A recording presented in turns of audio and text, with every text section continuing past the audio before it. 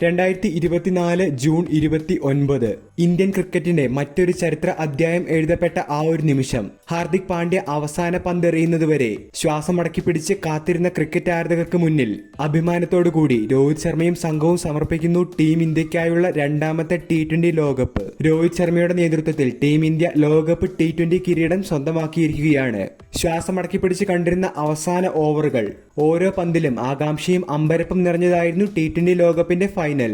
100% തോൽക്കേണ്ട ഒരു മത്സരം. ബുംറയുടെയും അർഷ്ദീപ് സിംഗിന്റെയും ഹാർദിക് പാണ്ഡ്യയുടെയും മില്ലറുടെ അവിസ്മരണീയ ക്യാച്ചെടുത്ത സൂര്യകുമാർ യാദവിന്റെയും എന്നിങ്ങനെ എണ്ണിപ്പറയാൻ തക്കമുള്ള എല്ലാ താരങ്ങളുടെയും ഇൻവോൾവ്മെന്റോടുകൂടി 100% ആത്മവിശ്വാസത്തോടുകൂടി തിരിച്ചുവരുന്ന ടീം ഇന്ത്യയാണ് പിന്നീട് കണ്ടത്. അക്സർ പട്ടേലിനെയും കുൽദീപ് യാദവിനെയും ഹെൻറിച്ച് ക്ലാസൻ സിക്സർ പറത്തിയപ്പോൾ ഈ വർഷവും ലോകകപ്പിനുള്ള കാത്തിരിപ്പ് നീളുമെന്ന് ഇന്ത്യൻ ക്രിക്കറ്റ് ആരാധകർ മനസ്സിൽ ഉറപ്പിച്ചിരുന്നു. എന്നാൽ അമ്പരപ്പിക്കുന്ന അവിശ്വസനീയമായ ബോളിംഗ് പ്രകടനത്തോടുകൂടി ഇന്ത്യ മത്സരത്തിലേക്ക് തിരികെ കൊണ്ടുവന്നത് ജസ്പ്രീത് ബുംറയാണ്. 18ാം ഓവർ എറിയാനായി എത്തിയ ബുംറ അക്ഷരാർത്ഥത്തിൽ കാണികളെ നിശബ്ദരാക്കുന്ന രീതിയിലുള്ള ബോളിംഗ് പ്രകടനത്തോടുകൂടി ഇന്ത്യയുടെ വിജയലക്ഷ്യം 2 ഓവറിൽ 20 റൺസാക്കി ചുരുക്കി. ശേഷം അർഷ്ദീപ് സിംഗും തനിക്ക് ഏൽപ്പിച്ച കർത്തവ്യം ഭംഗിയായി നിർവഹിച്ചതോടുകൂടി അവസാന ഓവറിൽ 16 റൺസായിരുന്നു സൗത്ത് ആഫ്രിക്കയുടെ വിജയലക്ഷ്യം. അവസാന ഓവറിലെ ആദ്യ പന്തിൽ പവർ ഹിറ്റർ മില്ലർ ആയിരുന്നു സ്ട്രൈക്കിലുണ്ടായിരുന്നത്.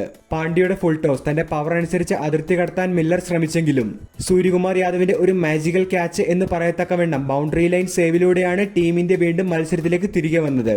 ശേഷം കൃത്യമായി പന്തുകൾ എറിഞ്ഞ് ഫിനിഷ് ചെയ്യുക മാത്രമായിരുന്നു ഹാർദിക് പാണ്ഡ്യയ്ക്ക് മുന്നിലുണ്ടായിരുന്ന ടാസ്ക്. എന്നിരുന്നാലും അവസാന ഓവറിന്റെ 4ാം പന്തെറിഞ്ഞതിനു ശേഷം ആ ഒരു ചിരി, ആ ഒരു കരച്ചിൽ, ആ ഒരു വികാരനിർഭരമായ നിമിഷം. യെസ്, വർഷങ്ങൾക്കിപ്പുറം ടീം ഇന്ത്യ മറ്റൊരു ലോകകപ്പ് സ്വന്തമാക്കിയിരിക്കുകയാണ്. MS ധോണിക്ക് ശേഷം ഇന്ത്യക്കായി ലോകകപ്പ് നേടിത്തരുന്ന ആദ്യ ക്യാപ്റ്റനായി രോഹിത് ശർമ്മ മാറിയിരിക്കുകയാണ്. തകർന്നു പോയ ടീം ഏത് ഘട്ടത്തിലും തിരിച്ചു വരുമെന്ന് ചൂണ്ടിക്കാണിച്ച ഒരു മത്സരം. ബാറ്റിംഗിൽ ടീം ഇന്ത്യ തകർന്നപ്പോൾ വിരാട് കോഹ്ലിയും അക്സർ പട്ടേലും ശേഷം ശിവം ദൂബെയും ടീമിനെ കൈപിടിച്ച് കയറ്റി. സമാന രീതിയിൽ ബൌളിംഗിലും ടീമിന് താളം നഷ്ടമായപ്പോൾ ബുംറയും അർഷ്ദീപും ഹാർദിക്കും ഒരു കംപ്ലീറ്റ് ടീം പെർഫോമൻസിലൂടെ ടീം ഇന്ത്യ ലോകകപ്പ് സ്വന്തമാക്കിയിരിക്കുകയാണ്. ഓരോ ഇന്ത്യൻ ജനതയും കാത്തിരുന്ന ആ ഒരു നിമിഷം. അഭിമാനത്തോടുകൂടി ടീം ഇന്ത്യ ലോകകപ്പ് നേടിയിരിക്കുന്നു.